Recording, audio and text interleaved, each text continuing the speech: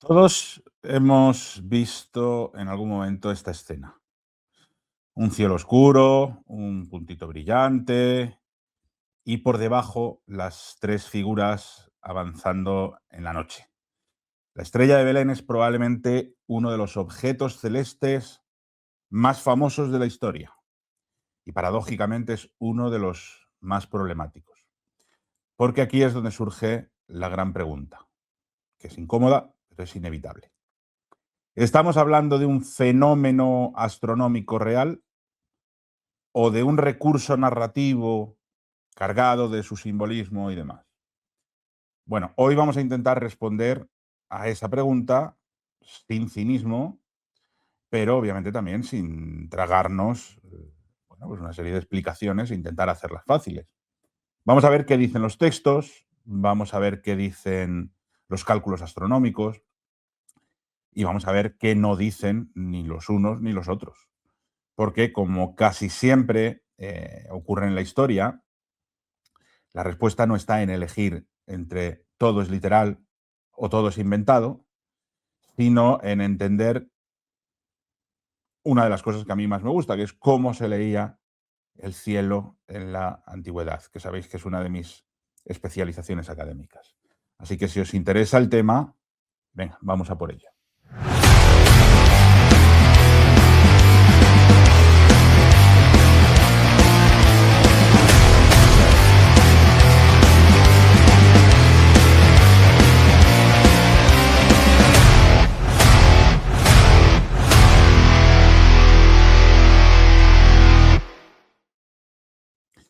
Y tenemos que empezar por lo básico, como siempre, por las fuentes.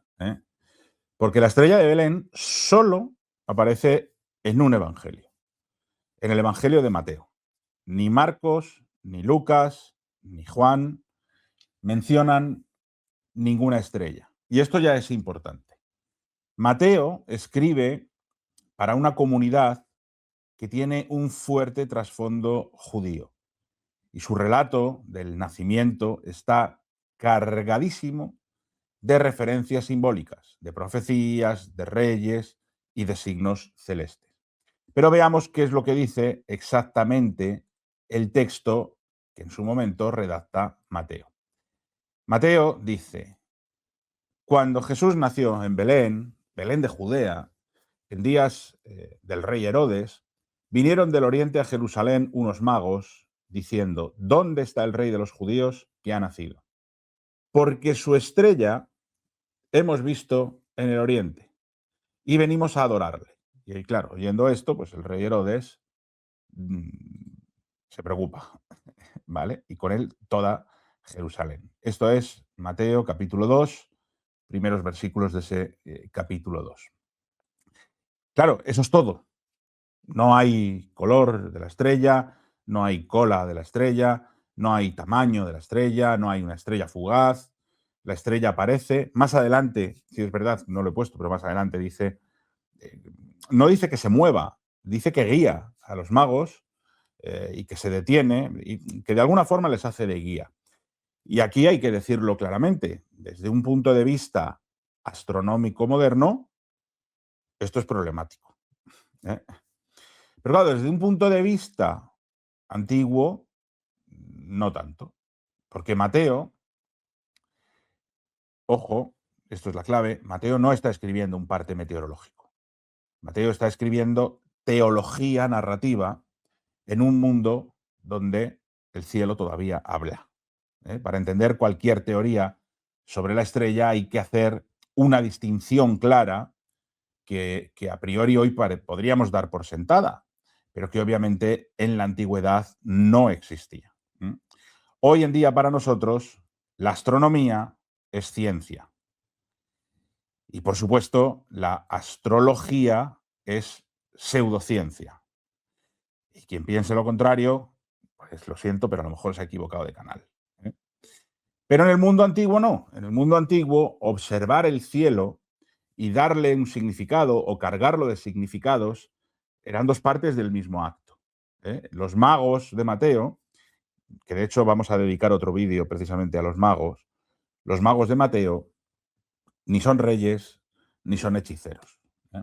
Y aquí es donde probablemente entramos en la primera complicación, que es analizar el término griego magoi, que es, bueno, en realidad es una designación para referirse a los astrólogos, a los especialistas en leer los signos celestes.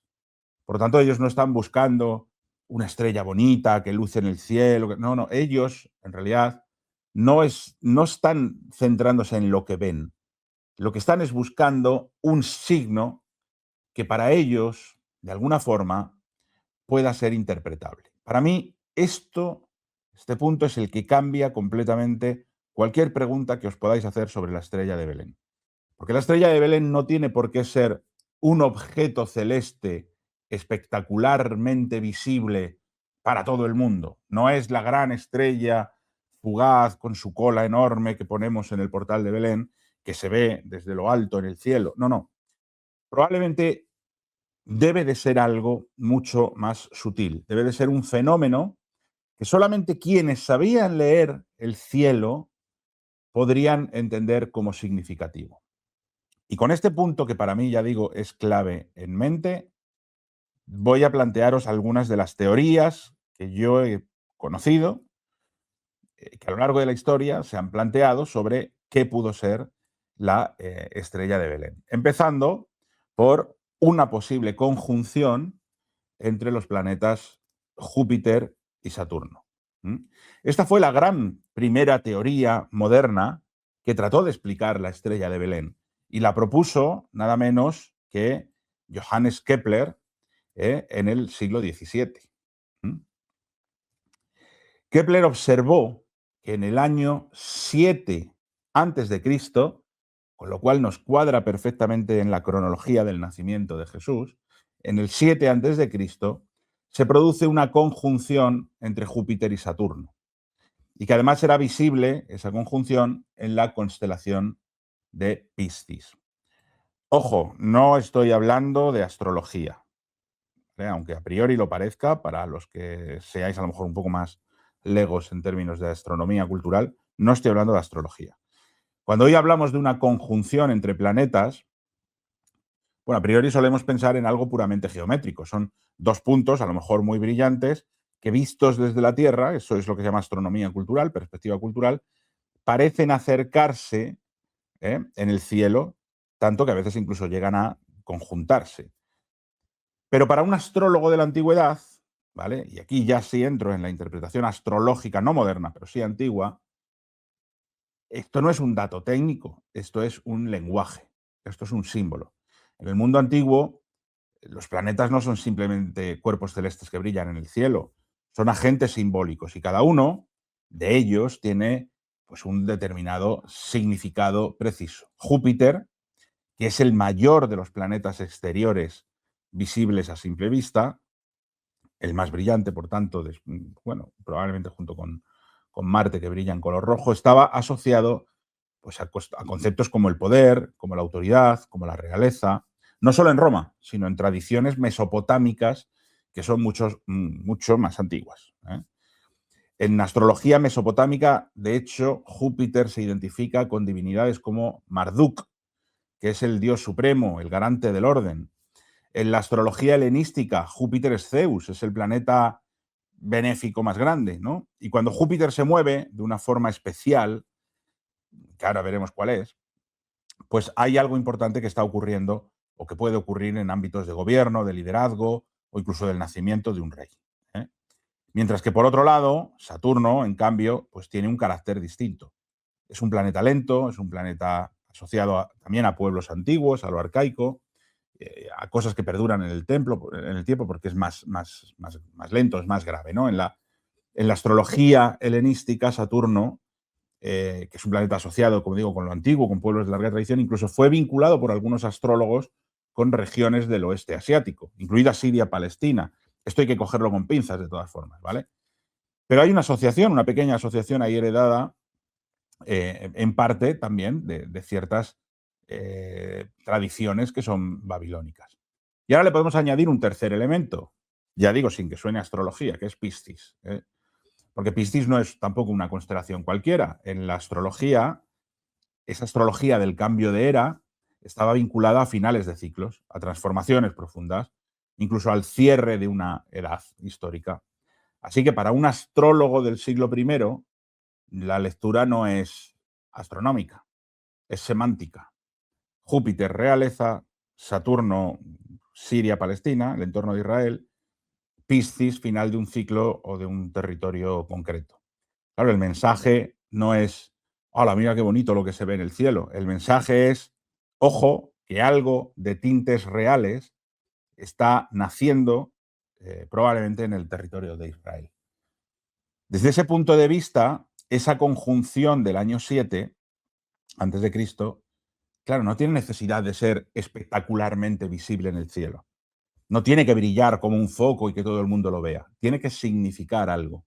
Y aquí es donde entramos en una diferencia clave entre nuestra mentalidad y nuestra idea de la estrella de Belén y la que probablemente se tenía en la antigüedad. Para nosotros, una señal solo es importante si todo el mundo la ve.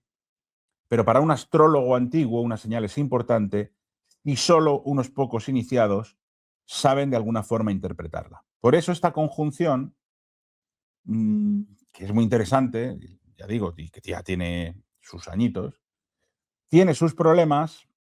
Obviamente va a tener problemas si lo leemos con ojos modernos. No es una estrella nueva, no se mueve por el cielo, no es un GPS celestial para los reyes.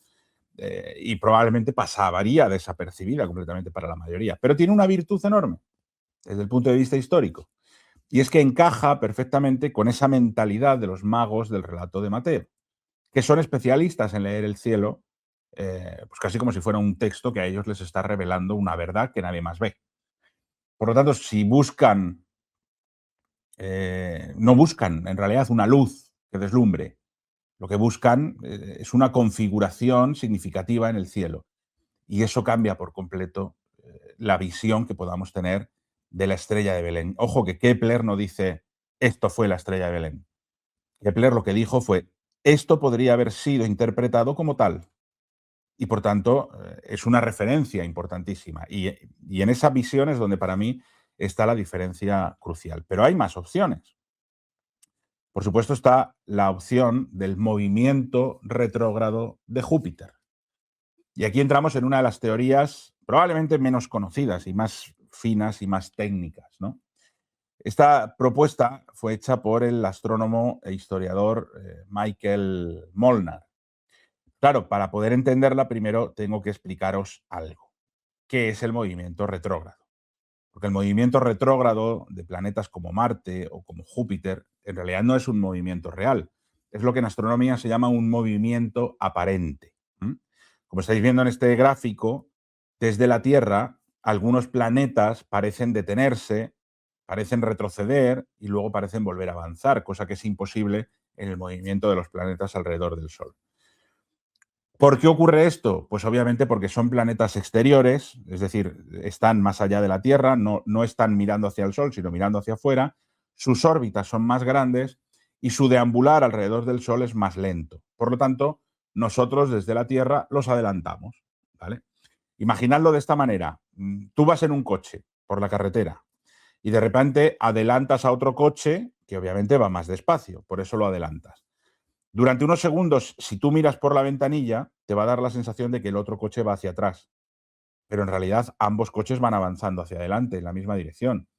Pues eso mismo pasa con los planetas en el cielo. Todos giran alrededor del Sol, pero no todos lo hacemos a la misma velocidad. Cuando la Tierra, que va más rápida, porque tiene una órbita más pequeña, adelanta a un planeta que es más lento, como Marte o como Júpiter o como Saturno, porque tienen obviamente una órbita más grande, no es que el planeta se frene, ¿no? O que retroceda y que luego vuelva a avanzar, sino que es lo que parece. El planeta no cambia de dirección, es un efecto visual, es un movimiento aparente, una ilusión causada por nuestro punto de vista desde la Tierra. Pero ese movimiento, ese paso atrás aparente, es visible con respecto al fondo de estrellas y lo llamamos movimiento retrógrado de los planetas. Y durante miles de años fue precisamente una de las señales celestes más llamativas, ¿no?, de determinados astros en el cielo, que son especiales porque son los planetas, para todos aquellos que observaban el cielo noche tras noche. Es decir, los antiguos sacerdotes astrónomos. Y ahora, lo interesante. En el año 6 antes de Cristo, Júpiter entra en movimiento retrógrado. Se detiene en el cielo y lo hace en Aries, que además también es una constelación que se asocia a Judea de alguna forma. Y lo hace de una forma que además interactúa con la Luna, con el Sol, bueno, y con otros elementos clave dentro de la astrología. Desde una lectura astrológica antigua, pues esto pudo no haber sido casualidad. Pudo haber sido el anuncio de un nacimiento real que está señalado en el cielo. Y aquí es donde Molnar de nuevo clava, como hizo Kepler, algo fundamental que Kepler ya había apuntado, y es que la estrella de Belén no debía de ser algo que todo el mundo veía y todo el mundo entendía, sino que solo unos pocos astrólogos, los más entrenados, ¿no?, pues podían saber leer. Y eso explica por qué Herodes no lo ve.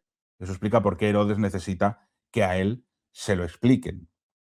Pero, de nuevo, no deja de ser eso, una hipótesis.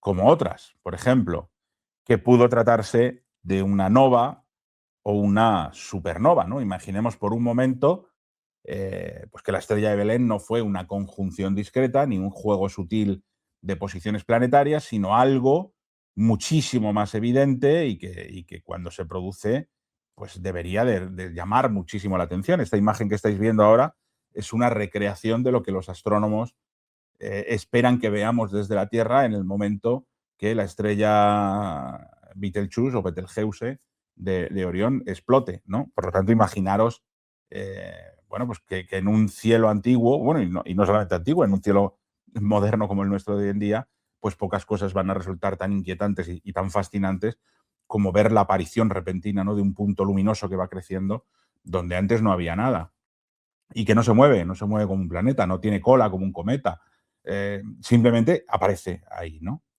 Pero claro, esto no es solamente imaginación, yo no os la traigo a colación porque a mí me parezca una cosa interesante, es que sabemos que los astrónomos chinos y coreanos, que fueron extraordinariamente cuidadosos en la observación del cielo, en sus crónicas y en sus registros dejan constancia de que en el año 5 antes de Cristo se produjo lo que se ha interpretado como una nova, ¿eh?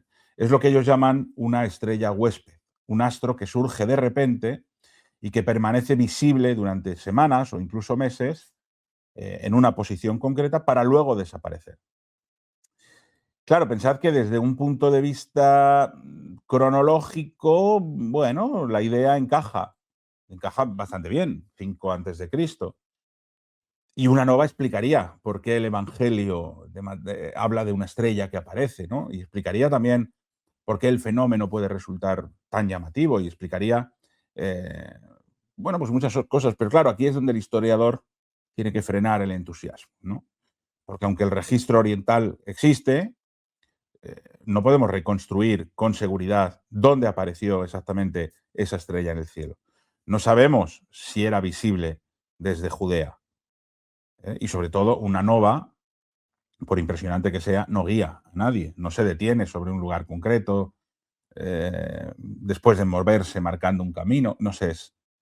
Algunos investigadores han sugerido que incluso no una nova, sino una supernova pudo haber aparecido en la región entre Alfa y Beta Capricorni, en ese periodo, pero es una evidencia todavía muy fragmentaria, una hipótesis todavía muy discutida.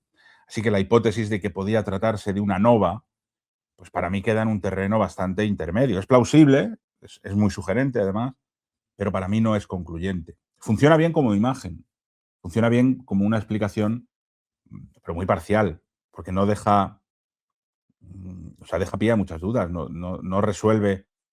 Para mí uno de los elementos más extraños del relato, ¿no?, que es que esa estrella no solo brilla, sino que esa estrella parece saber hacia dónde va, o por lo menos quienes la saben interpretar parecen saber o identificar que esto lleva a algún sitio, ¿no?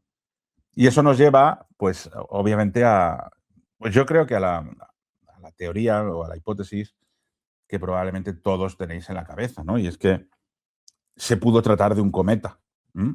De hecho, durante siglos, cuando alguien ha imaginado o ha dibujado la estrella de Belén, pues yo creo que siempre la vemos como una estrella con cola, ¿no? Y no es casualidad. La idea de que pudo tratarse de un cometa, pues también es muy antigua. También uno de los primeros en plantearla de forma seria fue igualmente Johannes Kepler. Y desde el punto de vista visual, la propuesta resulta muy tentadora. Un cometa es brillante, aparece de forma inesperada y se mantiene durante un tiempo, parece moverse por el cielo, parece llevar una dirección, cumple al menos en apariencia con varios elementos del relato. Es más, sabemos que el cometa Halley fue observado en el año 12 antes de Cristo. Y los astrónomos chinos también nuevamente dejaron constancia de su paso. Pero claro, aquí es donde la hipótesis pues se resquebraja. ¿Por qué? Pues porque el primer problema es cronológico. El paso del Halley ocurre demasiado pronto para encajar con las fechas más aceptadas del nacimiento de Jesús. Además, el segundo problema es cultural. En el mundo antiguo los cometas rara vez se interpretaban como señales positivas. Al contrario, solían anunciar catástrofes, muertes de reyes, guerras, desgracias. Difícilmente habrían sido leídos como un augurio del nacimiento de un rey legítimo o esperado. Y hay un tercer problema, que quizás es el más importante, y es que los cometas no señalan un lugar. Cruzan el cielo, impresionan, inquietan, pero no se detienen ni guían hasta un punto concreto, ¿no? Por eso, aunque la imagen del cometa haya triunfado en el arte, basta pensar en esta imagen, ¿no? La famosa adoración de los magos de Giotto di Bondone, ¿no? Que es la primera representación de la estrella, pues desde un punto de vista histórico, aunque encaje en el arte, históricamente es muy débil. No porque sea imposible, sino porque encaja mejor con nuestra imaginación moderna, ¿no? Que con la mentalidad antigua. El cometa sí funciona como símbolo, como espectáculo, pero cuando lo examinamos con lupa histórica resulta poco convincente. Poco convincente como la estrella que, según el relato, anunciaba y señalaba el nacimiento real. Por eso he dejado para el final la hipótesis que sencillamente más me cuadra a mí, relacionada, claro, con la simbología astrológica, y es esta, la de la posible conjunción entre Júpiter y Venus, que además se produjo en la constelación de Leo. ¿Por qué? Porque en la noche del 12 de agosto del año 2 antes de Cristo, dos de los astros más brillantes del cielo, Júpiter y Venus, se acercaron tanto entre sí, a simple vista, que pudieron parecer una sola luz extraordinariamente intensa en el cielo. No hacía falta ser astrónomo para notarlo, bastaba con levantar la mirada al cielo y verlo. Y además el lugar donde ocurrió este encuentro, esta conjunción, tampoco es irrelevante. Estamos hablando de la constelación de Leo. Para un observador antiguo, de nuevo el mensaje está cargado de sentido. Venus es el planeta asociado al nacimiento, a la maternidad, a la fecundidad, ¿no? A la feminidad. Júpiter, por otro lado, como ya he dicho, es un planeta asociado con la realeza, con el poder legítimo, con la autoridad. Y Leo es un símbolo regio por excelencia. No en vano la estrella que aparece en el lomo del león se llama Régulo, ¿no? El reyezuelo. Por lo tanto, el cielo literalmente estaba componiendo una especie de frase. No una frase científica, sino una frase astrológica. Nacimiento y realeza unidos, obviamente, bajo el símbolo del león. Claro, desde un punto de vista visual, pocas propuestas encajan tan bien como esta enorme conjunción con la imagen tradicional de la estrella de Belén. Es brillante, es llamativa, aparece en el cielo de pronto, ¿no? Una noche, y claro, ocurre en una fecha muy cercana a las cronologías tardías del nacimiento de Jesús. Pero aquí es donde viene el problema. Aquí es donde nuevamente como historiadores pues tenemos que echar el freno. Porque esta explicación depende de aceptar una datación del nacimiento de Jesús en el año 2 antes de Cristo. Y esto es muy posterior a lo que hoy consideran muchos historiadores pues como la fecha más probable, ¿no? Que se sitúa probablemente unos 5 años más atrás, ¿no? En torno al 7 antes de Cristo, más o menos, año arriba, año abajo. Por lo tanto, no todos aceptan este marco cronológico y sin ese ajuste, pues esta conjunción, por muy espectacular que sea, pierde fuerza como posible explicación directa. Así que no deja de ser una hipótesis que se mueve, pues, como muchas otras, en una tensión interesante. Es probablemente el fenómeno más espectacular a simple vista de todos los propuestos, pero también es uno de los más dependientes de, bueno, pues de cómo fijemos las fechas, ¿no? Funciona muy bien como imagen, funciona muy bien como símbolo, pero exige un calendario concreto para encajar del todo, que por desgracia no tenemos muy asentado, ¿no? Y no podemos dejar de obviar otra opción, otra posibilidad, que es, oye, ¿y si sencillamente la estrella no existió? Yo creo que la respuesta honesta debe ser esta. No podemos demostrar que la estrella de Belén fuera un objeto celeste concreto, ni un fenómeno concreto. Y si simplemente fue un relato literario, una invención mítica, ¿no? Para establecer un discurso. Claro, tampoco podemos descartarlo como pura invención, ¿no? ¿Hay elementos que sí sabemos? Sí, sabemos. Pues que el relato se apoya en formas antiguas de leer el cielo, ¿no? Se apoya en conceptos astrológicos.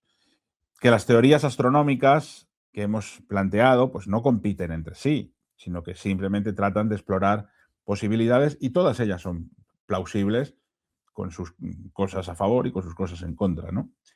Luego también sabemos que Mateo, y esto yo creo que es la clave, ¿no? Mateo no está hablando de astronomía, está hablando de astrología, está hablando de un significado concreto que se tiene que interpretar en el cielo.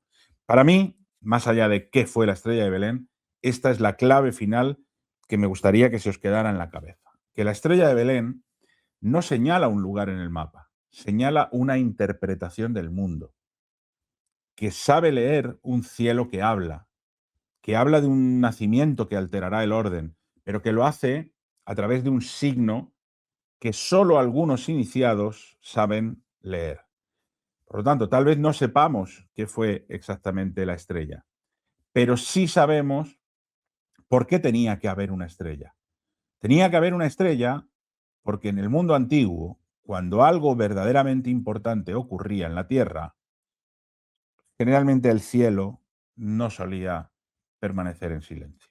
Eso es algo que los que nos dedicamos a la arqueoastronomía lo tenemos más que aprendido.